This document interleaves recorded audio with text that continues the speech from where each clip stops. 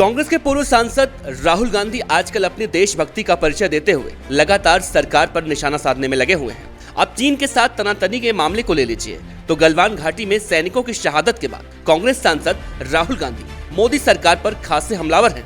पिछले एक हफ्ते से लगातार सोशल मीडिया खासकर ट्विटर पर प्रधानमंत्री नरेंद्र मोदी और केंद्र सरकार को लगातार कटघरे में खड़ा कर रहे हैं। कभी वो सरकार से जवाब की मांग करते हैं तो कभी कुछ और, लेकिन राहुल गांधी देश की सुरक्षा को लेकर कितना सजग हैं, ये रिपोर्ट देखकर आप अंदाजा लगा सकते हैं।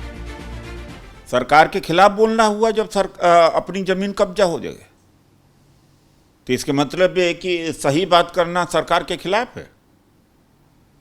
ये आप लोग भी यही भाषा इस्तेमाल करते हैं। ये सरकार से पूछने का अधिकार सबको है। गए इसलिए हैं कि सब सवाल पूछे सरकार से।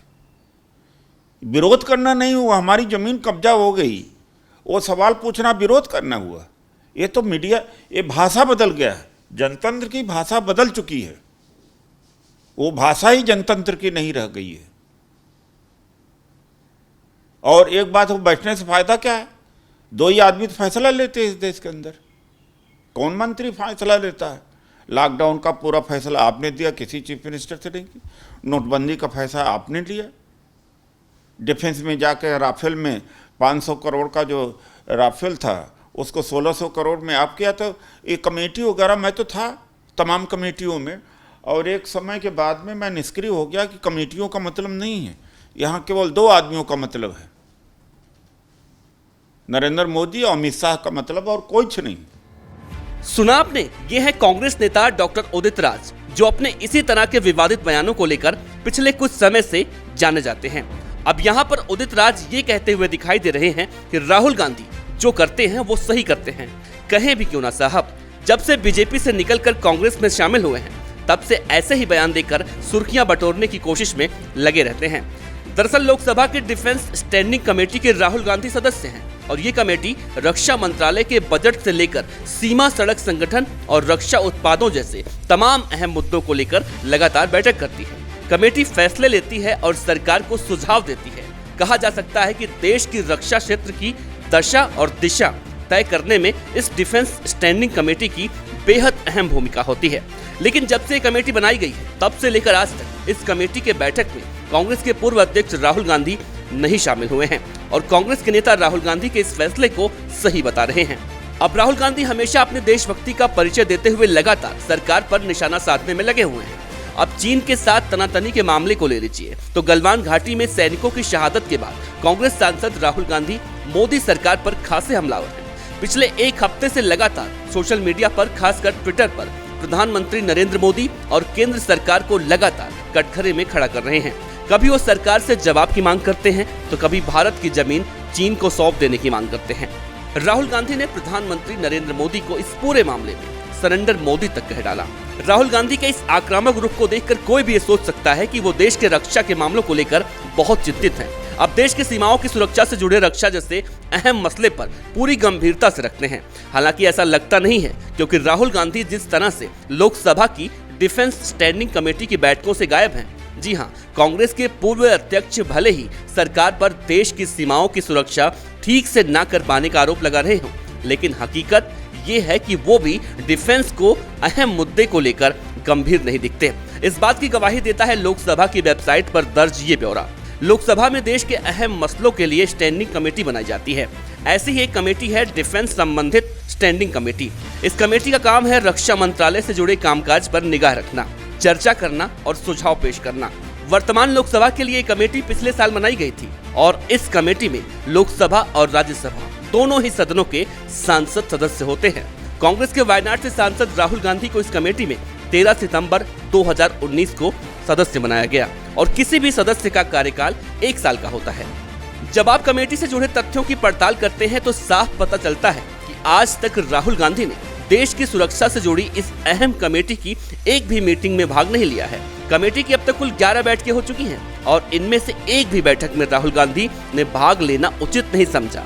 अब इससे समझा जा सकता है कि ट्विटर पर केंद्र सरकार को देश की सुरक्षा और संप्रभुता पर ज्ञान देने वाले गांधी परिवार के वारिस की देश की सुरक्षा के प्रति गंभीरता कितनी है। डिफेंस स्टैंडिंग कमेटी की पहली बैठक 27 सितंबर 2019 को हुई थी। कमेटी के अध्यक्ष बीजेपी सांसद जुआल ओरम हैं। कमेटी में लोकसभा से 21 और राज्यसभा से 10 सांसद बतौर सदस्य शामिल होते हैं। कमेटी समय समय पर देश की सुरक्षा, रक्षा उत्पादों और सीमा से जुड़े मसलों पर बैठकें करती रहती है। लोकसभा वेबसाइट पर उपलब्ध आंकड़ों के मुताबिक 27 सितंबर के बाद 14, 15 और 18 नवंबर और 9 दिसंबर 2019 को बैठकें हुई। इसके बाद कमेटी के सदस्यों ने 17, 18, 19 और 20 और 21 फरवरी 2020 को लगातार 5 बैठकें की और इनमें से एक भी बैठक में मौजूद सदस्यों में राहुल गांधी का नाम नहीं है।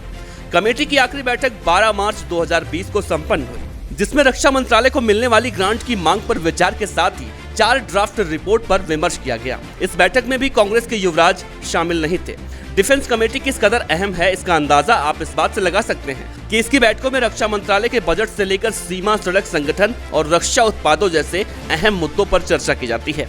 कमेटी फैसले लेती है और सरकार को सुझाव देती है। कहा जा सकता है कि देश के रक्षा क्षेत्र की दशा और दिशा तय करने में इस डिफेंस स्टैंडिंग कमेटी की बहुत अहम भूमिका है।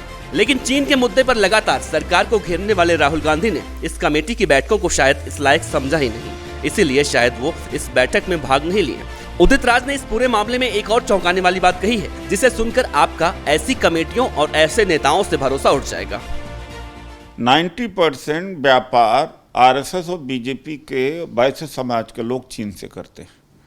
और जय शाह, अमित शाह का बेटा, वो बीसीसीआई का सचिव है। वीवो जो वहाँ की कंपनी है चाइना की, वो कंपनी स्पॉन्सर कर रही आईपीएल को। सबसे पहले अमित शाह का बेटा अमित शाह लीड करे चाइना का बहिष्कार का।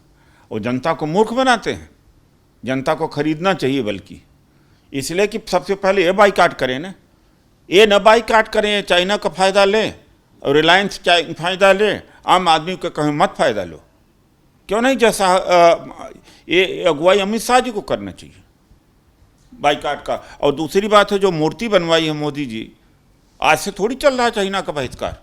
रामदेव जी, मोदी जी, आरएसएस 10 सालों से कर रहे हैं। तो जो सरदार पटेल के स्टैच्यू है, उसको डिसमेंटल करके देसी लोहे से बनाएं। सबसे पहले बहिष्कार का नेतृत्व वो दें। मतलब ऐसी कमेटियों का अगर कोई मतलब नहीं होता तो ये सरकार क्यों बनाई जाती है? और अगर ऐसा है जैसा उदित राज कह रहे हैं, तो विपक्ष इसके खिलाफ आवाज क्यों नहीं उठाता? सवाल हमारा सरकार से भी है। अगर डिफेंस स्टैंडिंग कमेटी के सदस्य राहुल गांधी अगर आज तक किसी भी बैठक में शामिल नहीं हुए हैं, तो डिफेंस स्टैंडिंग कमेटी के अध्यक्ष ऐसे सदस्यों पर कोई कार्रवाई क्यों नहीं करते? Bureau report, parliamentary business.